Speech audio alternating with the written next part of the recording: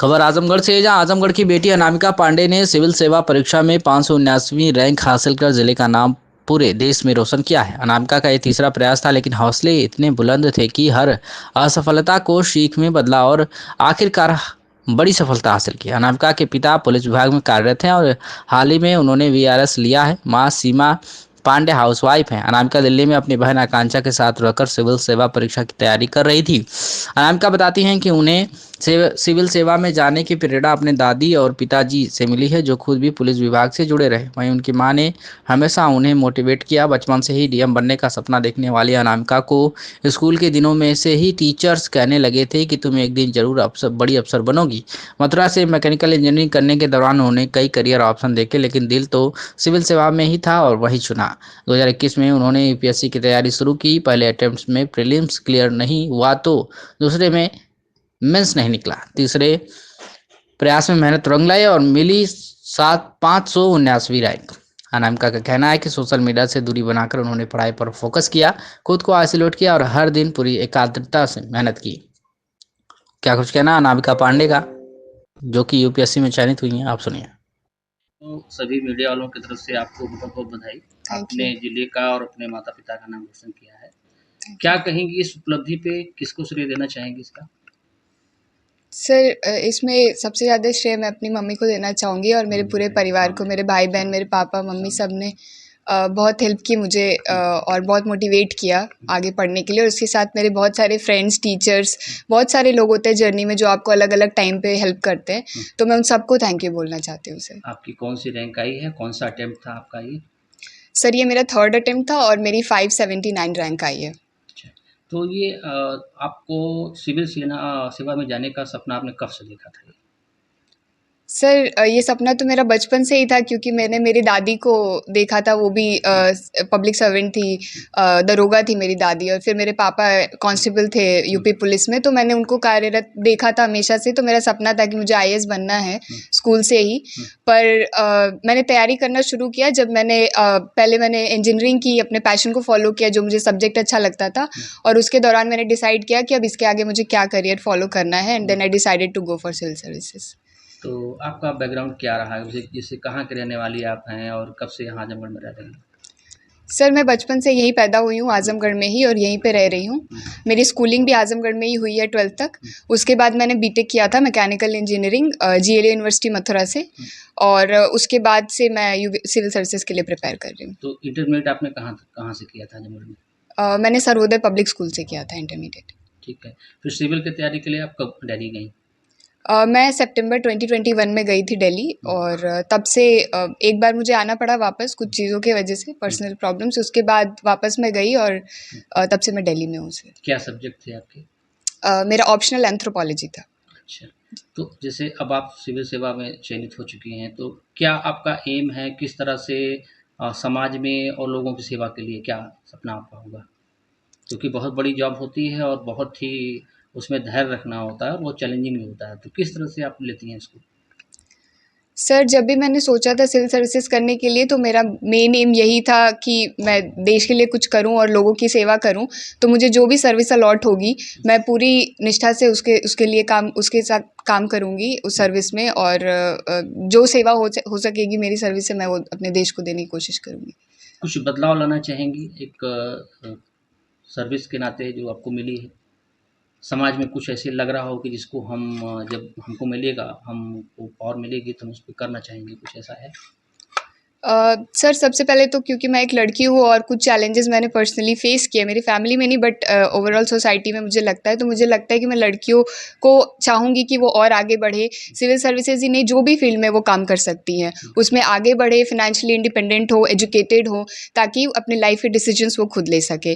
तो मेरा prime motive तो ये रहेगा कि मैं जितनी लड़कियों को मोटिवेट कर सकूँ आगे बढ़ने के लिए, पढ़ने के लिए, मैं वो करना चाहूँगी। तो आपकी तैयारी कितने घंटे होती थी और नए जो अभ्यर्थी हैं उनके लिए क्या आप संदेश देना चाहेंगे? सर, एवरेज तो 7 to 8 आवर्स आपको पढ़ने ही होते हैं सिविल सर्विसेज के लिए, और एग्ज़ाम्स जब बहुत क्लोज होते हैं तो वो 10 से 12 घंटे चले जाते हैं। और इसलिए सिविल सर्विसेज के लिए इतना तो is the minimum that you can do. और बाकी आगे एस्पिरेंट्स के लिए मैं यही बोलूँगी कि अगर आपने डिसाइड कर लिया है और आपका एम क्लियर है कि आपको सिविल सर्विसेज क्यों करना है, तो आपको पूरी मेहनत से उस पे ध्यान देना चाहिए, फ़ोकस्ड रहना चाहिए। और बहुत सारे डिस्ट्रैक्शंस अभी हो गए हैं, सोशल मीडिया या जो भी, तो उनसे अपने आप को बचा के रखें। मतलब ये तो पर्सनल है कि कौन किस चीज़ से डिस्ट्रैक्ट होता है, but still I would say कि focus is the main thing that we should try to do in civil services to get आपने सक्सेस। सोशल मीडिया की बात की, तो युवा वर्ग तो उसी के लिए भाग रहा है, तो ये बाधा होता है किसी भी चयन के लिए सोशल मीडिया, कि ये एक प्लेटफॉर्म तो ठीक है, लेकिन उसका एक सीमित समय के लिए उपयोग किया जाए तो ठीक है। यस सर, अति सर्वत्र वर्जय। तो किसी भी चीज़ की अति तो अच्छी नहीं होती है, चाहे वो सोशल मीडिया हो या आप कोई भी चीज़ है जिसको बहुत ज़्यादा करने लगे, तो वो आपके लिए अच्छा नहीं होता है, मेरा यही मानना है। तो लिमिटेड टाइम, अगर आप अपने आप को इतना सेल्फ कंट्रोल है कि मैं 15 मिनट आधा घंटे करके और फिर मुझे इससे फ़र्क नहीं पड़ता है कोई, तो आप कुछ भी करिए जिससे आपका दिमाग शांत हो। एंटरटेनमेंट भी ज़रूरी है क्योंकि ये जर्नी बहुत लंबी है। हम सोच के आते हैं कि हम फर्स्ट अटेम्प्ट में क्लियर कर देंगे, बट वो कितना अटेम्प्ट लेने वाला है हमें पता नहीं होता है। तो इसलिए एंटरटेनमेंट ज़रूरी है, but that should be limited. ये नहीं कि एंटरटेनमेंट ज़्यादा हो रहा है और पढ़ाई कम हो रही है। एक बैलेंस होना चाहिए हर चीज़ में। और फैमिली के साथ जितना टाइम स्पेंड करें, मुझे लगता है उतना ही ज़्यादा आपके लिए अच्छा होगा सोशल मीडिया के कंपैरिजन में। आप धार्मिक हैं, मतलब पूजा पाठ करती हैं, उसका कितना योगदान रहा आपकी सफलता में? सर, मैंने जैसा कहा कि मानसिक शांति बहुत ज़रूरी है और उसके लिए कोई एक फलक्रम होना चाहिए जो आपको एक जगह पे रखे, शांत रखे। तो मुझे हमेशा, मैं बचपन से ही पूजा पाठ करती हूँ, तो मुझे बहुत हेल्प मिलती है उससे कि मैं शांत रहूँ, फोकस्ड रहूँ। और ये बात समझूँ कि हम कितना भी कुछ करने की कोशिश करें, पर कुछ चीज़ें जो है वो तय हैं होनी।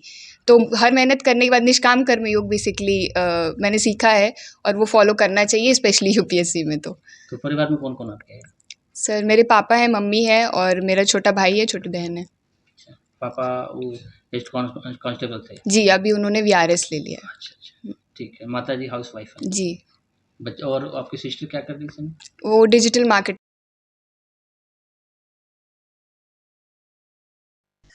वहीं उनकी बहन आकांक्षा पांडे कहती है कि मैंने उन्हें करीब से देखा है, किस तरह सब कुछ त्याग कर सिर्फ एक लक्ष्य पर केंद्रित रहती हैं, मैंने देखा है।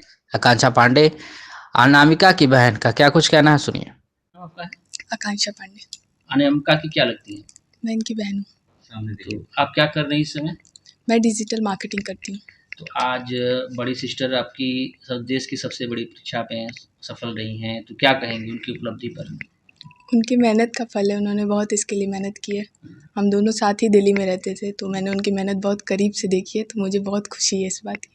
तो आप भी उनसे प्रेरणा लेके कुछ करना चाह रही हैं? जी, जी, आगे का उन्हीं के साथ, अब वो हमें गाइड करेंगी, मेरे और मेरे भाई को, फिर हम आगे इस पे तैयारी करेंगे। चलिए, तो आज के ज़माने में लड़कियों की एजुकेशन इतनी ज़रूरी क्यों मानती हैं आप जैसे? मेरे हिसाब से जैसा हम लोगों ने देखा है, फाइनेंशियल इंडिपेंडेंस के लिए लड़कियों की एजुकेशन बहुत ज़रूरी है और ज्ञान तो होना बहुत ही ज़रूरी है। अपने डिसीजंस खुद लेने के लिए, इसके लिए हमें एजुकेटेड होना बहुत ज़रूरी है। ठीक। वहीं माँ सीमा पांडे भावुक होकर कहती हैं, मुझे सबसे ज़्यादा खुश कौन होगा, मेरी बेटी ने हर फैसला खुद लिया और आज उसकी मेहनत रंग लाई। क्या कुछ कहना है अनामिका की माँ सीमा पांडे का, सुनिए। कितना खुशी महसूस हो रही है बिटिया की उपलब्धि कर आपको? माँ हैं आप और बचपन से पालन पोषण किया है, हाँ, तो क्या कहना चाहेंगे इस अवसर पर? अच्छा है। जीवन में सफलता मिलना ही जीवन सफल है। अच्छे तो बहुत आपने अपने बच्ची को बचपन से ही इस लायक बनाया कि वो कुछ कर सके? हाँ, वो बचपन से पैदा ही ऐसा ही हुई है, उसको अच्छा। कभी बनाना नहीं पड़ा। अच्छा, वो क्लास नर्सरी से फर्स्ट आती है हमेशा। अच्छा, ऑल राउंड कभी फर्स्ट क्लास हाँ, है। कभी सेकंड आई ही नहीं, अच्छा, टॉपर है। तो आज बिटिया जैसे देश की सबसे बड़ी परीक्षा में सफल हुई है, तो क्या कहेंगी? बहुत अपना जीवन सार्थक समझती हूँ। और बच्चों के लिए क्या रहेगा, प्रेरणा के लिए क्या कहेंगी जो बच्चे तैयारी कर रहे हैं? आप लड़कियों को आजकल के ज़माने में पढ़ना ज़रूरी है। हम्म, अगर पढ़ेंगी नहीं तो आगे तकलीफ होगी, क्योंकि हमारे हिसाब से तो हमारे तो बच्चे ठीक हैं, सब पढ़ते हैं। ठीक। और अंत में अनामिका की मामा ने बधाई देते हुए कहा कि अनामिका बचपन से ही पढ़ाई में बहुत तेज रही है, हाई स्कूल और इंटरमीडिएट में टॉपर रही है और आज सिविल सेवा में भी कमाल कर दिखाया है। ये उसकी मेहनत और भगवान की कृपा का नतीजा है। क्या कुछ कहना है अनामिका की मामा का, सुनिए। कहाँ के रहने वाले हैं? मऊ के अनामिका के क्या लगते हैं? मामा है। आज एक बहुत बड़ी उपलब्धि बिटिया को मतलब लगी है, तो क्या कहेंगे इस अवसर पे? कितनी खुशी आप लोगों को महसूस हो रही है? खुशी तो बहुत है, और बाकी आगे जो ये खुशी हुई है वो उनकी मेहनत है, भगवान की कृपा है, और जो कुछ भी हुआ है अनामिका की मेहनत से हुआ है।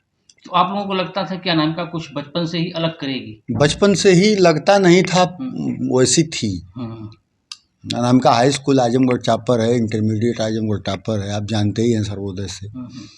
और इसके बाद फिर आज तक मुझे लगता है कि अनामिका ने अपने जीवन में जो भी परीक्षा दी है, कोई परीक्षा उसको फेल नहीं की। अपने जीवन में किसी भी परीक्षा में, छोटी से बड़ी परीक्षा में वो फेल नहीं है, और इस परीक्षा को ही पहले चक्कर में ही क्वालिफाई किया।